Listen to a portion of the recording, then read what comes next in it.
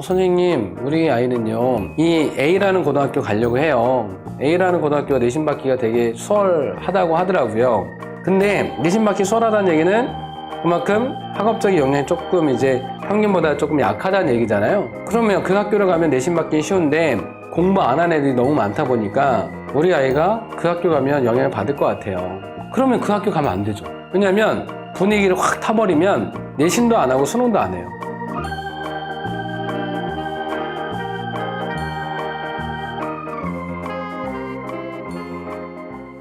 자, 그럼 일반고 선택 전략으로 넘어갑니다. 이거는 제가 이 유튜브에서는 지금 처음 다루는 거예요. 자, 일단 하나씩 볼게요. 첫 번째, 고등학교 정원 되게 중요하죠. 특히 이 고등학교 정원은 이 학교 알림에 들어가면 이렇게 나와 있어요.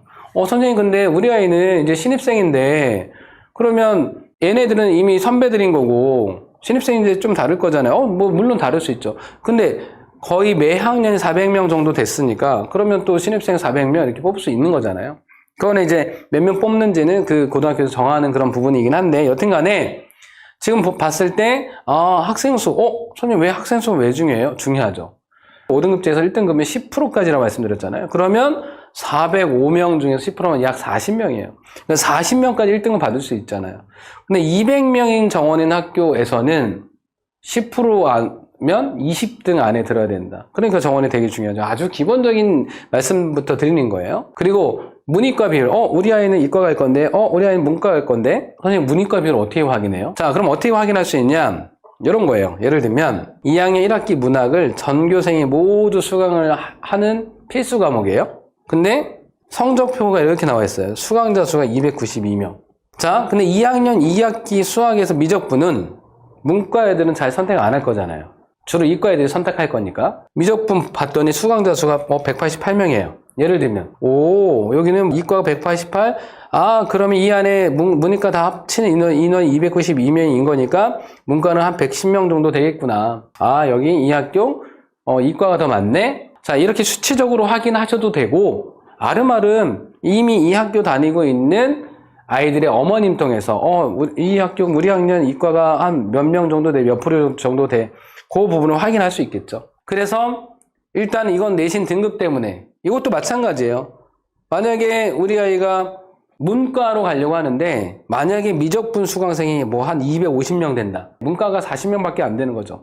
그러면 문과 과목들 내신 등급 따기 어렵기 때문에 그런 부분들도 체크를 하셔야 된다. 자, 그 다음에 대입 실적. 고등학교에서는요, 이렇게 발표해요. 이렇게. 근데 발표 안 하는 고등학교도 있어요. 이것도 학교 설명회에서 이거를 공개를 해주는 그런 고등학교도 있고, 아니면 요즘에 그 베리타스 알파 기사에서 이런 기사 많이 내죠. 아니면 뭐 아름아름 통해서. 근데 이렇게만 아시거든요. 2023 때 서울대 1명 갔네. 근데 작년에 2명 갔네. 작년에 2024학년도 작년에 서울대 2명을 간 학교네요. 2명. 무슨 전형으로 갔을까요? 교과 전형일까요? 아니면 학생부 종합 전형일까요? 서울대는요, 교과 전형 없어요. 학생부 종합 전형만으로만 뽑아요. 수시에서는. 논술 전형도 없고요. 오로지 서울대는 학생부 종합 전형만 뽑아요. 그러니까 이 실적이 수시 실적이라고 가정한다면 이거는 학종으로 간 겁니다. 근데 물론 이 2명에서 정시로 뭐 수능으로 간 아이들 있을 수도 있죠. 그래서 요 수치만 보시면 안 된다. 만약에 어떤 고등학교에서 이거 발표를 했다라고 한다면 밑에 어떻게 되는지 뜯어서 확인하셔야 돼요. 그냥 이 수치만 보시면 안 되고. 서울대 합격자 수 2명, 학종 2명. 연대 같은 경우는 요 4명 중에 3명이 교과고 1명이 학종이에요. 그럼 연대 이 4명 실적이 학종 실적이 아니구나. 교과 전형이 거의 뭐 75%를 차지하는구나. 그러면 이 고등학교는 직윤 같은 경우는 한 학교 뭐 2명씩 가는 그런 학교도 있긴 하거든요. 이렇게 1명씩 가는 학교도 있긴 하지만, 근데 나머지 대학 보니까 연대 이런 데는 학종으로는 못 보내네. 그러면 학종 실적 그렇게 좋은 학교는 아니구나. 우리 아이는 학종으로 보낼 건데 학종 실적이 안 좋네. 이런 부분들도 보셔야 된다는 말씀이에요. 우리 학생들이 만약에 지금 중학교 뭐 3학년이다. 선행을 이만큼 해가지고 어떤 고등학교에 그 내신 문제를 풀 수 있는, 어느 정도 풀 수 있는 실력이 됐다. 완전히 풀 수 있는 실력은 아니다 할지라도 두 학교를 내신 기출문제를 구해가지고 족보닷컴 이런 데 구할 수 있잖아요. 아니면 아름아름 또 선배 통해서 두 학교에 뭐 예를 들면 수학 문제를 풀어보는 거예요. 여긴 되게 쉽네? 여긴 나한테 조금 어렵네? 근데 이 학교는 되게 쉽긴 한데 우리 아이가 예를 들면 실수를 좀 많이 하는 편이에요. 그러면 쉬운 어떤 유형의 고등학교 그 시험에서 실수를 해버리면 등급이 확 떨어지잖아요. 대치동에도 두 학교를 비교할 수 있어요. 이 학교는 내신이 좀 쉬운데 이 학교는 좀 어려워요. 이 학교는 내신이 쉬운데 우리 아이가 실수를 많이 한다? 그럼 이 학교는 안 맞을 수 있잖아요. 하나의 그 선택 기준이 될 수 있겠죠. 또 하나는 내 위치. 내가 이 학교를 갔을 때 내가 이 문제를 풀어보니까 100점 만점 중에 예를 들면 한 80점이 나왔어요. 근데 이 문제를 풀었던 선배들의 과목 평균이 예를 들면 한 70점대다. 근데 내가 지금 중학교인데 풀어보니까 한 80점 나왔어요. 근데 이 학교는 예를 들면 평균이 뭐 80인데 이 학교는 예를 들면 내가 풀어본 게 한 70 나왔다. 그러면 두 학교 비교해서 내가 이 학교의 문제를 풀었을 때 내 점수가 더 잘 나오니 내 점수면은 한 3등급 정도 나올 수 있고 이 학교는 한 4등급 정도 받을 수 있다. 그렇게 해서 약간 구분해서 또 우리 아이들이 난이도를 가지고 그 위치를 어느 정도 파악을 할 수 있겠죠. 일단 그런 부분들 때문에 기출문제를 꼭 풀어봤으면 좋겠다. 선배들의 평균 점수도 볼 수 있어요. 성적 보면 평균점 다 나오거든요. 학원에서도 그거를 또 아는 학원도 많이 있고요. 미리 이렇게 정보를 입수해 놓기 때문에. 자, 그리고 과목별 표준편차 지점수. 자, 표준편차의 정의가 뭐죠? 아이들이 평균으로부터 얼마만큼 많이 흩어져 있느냐. 그러니까 아이들이 표준편차가 작으면 아이들이 평균에 많이 몰려있다. 근데 표준편차가 크면 아이들이 평균으로부터 많이 흩어져 있다. 그러면 표준편차가 작다라는 거는 아이들 실력 차이가 별로 안 난다. 근데 표준편차가 크다라는 거는 아이들이 많이 흩어져 있기 때문에 실력 차이가 많이 난다. 그러면 표준편차가 작아서 실력 차이가 적은 학교에서 점수를 높게 받으면 되게 잘한 거죠. 근데 표준편차가 너무 커요. 실력 차이가 많이 나는 학교예요. 여기서 높은 점수를 받는다 하더라도 이 아이가 정말 잘했다고 볼 수 없는 거죠. 그래서 이 표준편차를 보면서 물론 고교 학점제에서는요 이제 표준편차 제공 안 해요. 그러니까 지금 만약에 선배들의 표준편차 이런 거 보면서 아이들 실력 차이를 어느 정도 가늠해 볼 수 있다는 거예요. 고교 선택인 거니까. 그래서 표준편차 일단 체크해 보는 거 되게 중요하고, 선생님 그러면 표준편차가 어느 정도면 높은 거고 어느 정도면 낮은 건가요? 20점 정도 기준을 잡으면 21점, 22점 요 정도면은 보통 평균이에요. 근데 메이저 전사고나 이런 데는요 표준편차 10점 미만인 과목들도 많아요. 그러니까 지금은 그 표준편차 보면서 이제 평가하기도 하거든요. 근데 이제 고교 학점제가 되면서 중3부터는 표준편차 제공은 안 돼요. 지금 고등학교 선택할 때 어떤 학교가 표준편차가 크지? 그럼 여기는 실력 차이가 많이 나는 고등학교네? 여기는 그렇지 않은 학교네? 이 표준편차 이런 부분들은 학종에서 되게 중요한 거고 학교 분위기 이런 부분을 파악할 수 있기 때문에 교과 전형에서는 표준편차 안 중요하죠. 교과 전형에서는 그냥 등급만 반영하는 대학들이 대부분이니까. 자, 그리고 이 지점수 잠깐 말씀드릴게요. 이것도 이제 지점수도 이제 곧 사라질 건데, 왜냐면 지점수는 뭐냐면 분모가 표준편차, 분자가 원점수 빼기 평균이에요. 원점수 빼기 평균. 그러면 표준편차는 낮을수록 좋다고 말씀드렸죠? 낮을수록 아이들 실력 차이가 안 나는 그런 상태인 거니까. 자, 분모는 낮을수록. 그럼 분자는 평균 대비 내 원점수는 높을수록 좋은 거잖아요. 그러니까 이 차이가 클수록 좋은 거잖아요. 결국에는 분자는 클수록 좋고, 그 다음에 분모는 작을수록 좋다. 그냥 결국엔 지점수는 클수록 좋다. 이런 거예요. 이 지점수를 가장 많이 이제 활용하는 대학이 연세대입니다. 연세대. 자, 그래서 한번 보실게요. 각기 다른 학교의 학생이에요.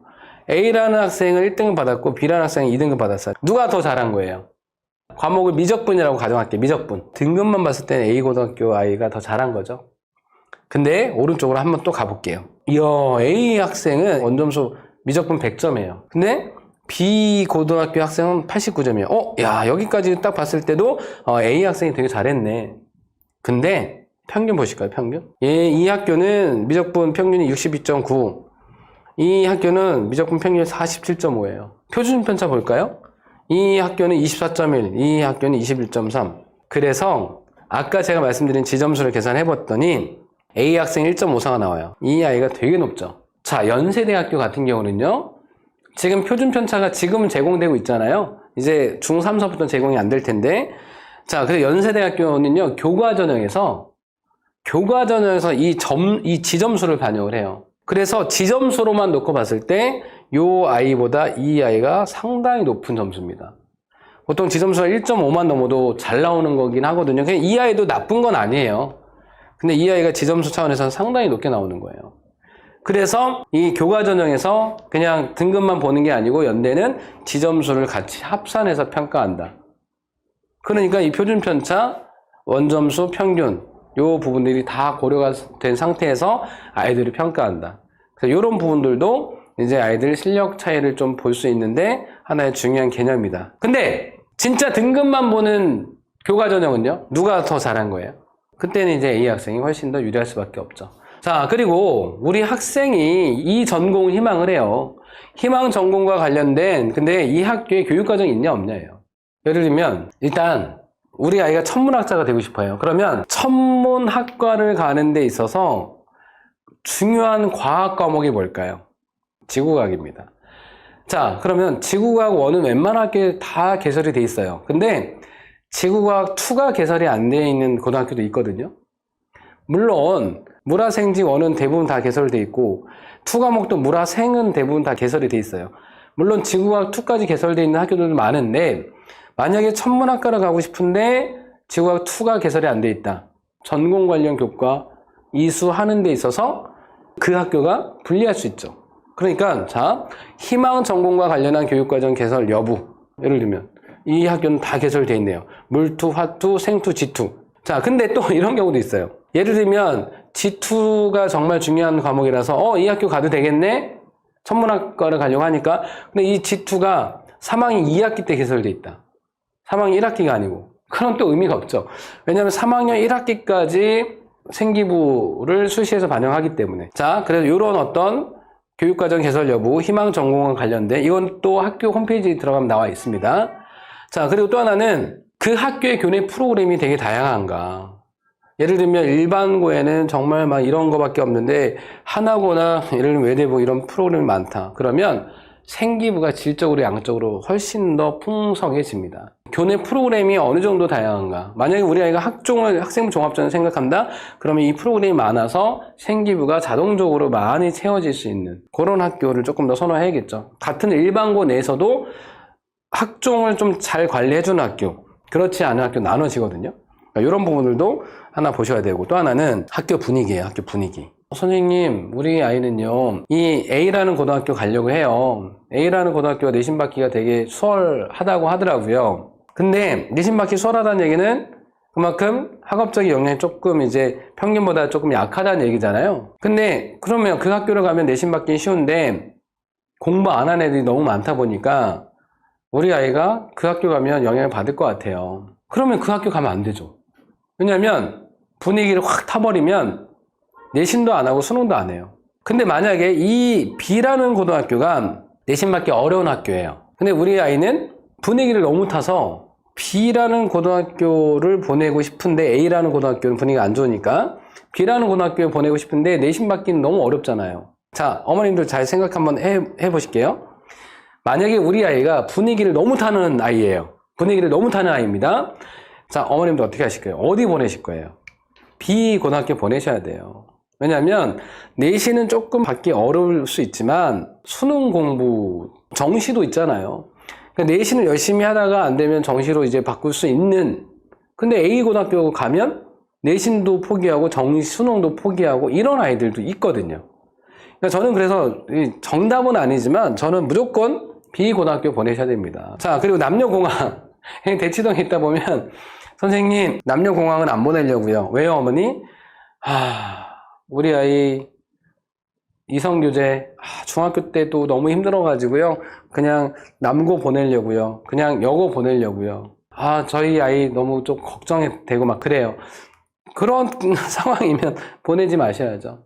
뭐 대치동도 남고 여고 따로 분류가 돼 있는 학교가 더 많잖아요. 공학보다. 뭐 그런 부분들도 뭐 남녀공학이 무조건 안 좋다는 아니에요. 근데 만약에 그런 성향이라고 한다면 그냥 남고나 여고를 그냥 보내신 게 더 맞는 거죠. 이해되셨죠? 제가 준비한 부분 여기까지예요.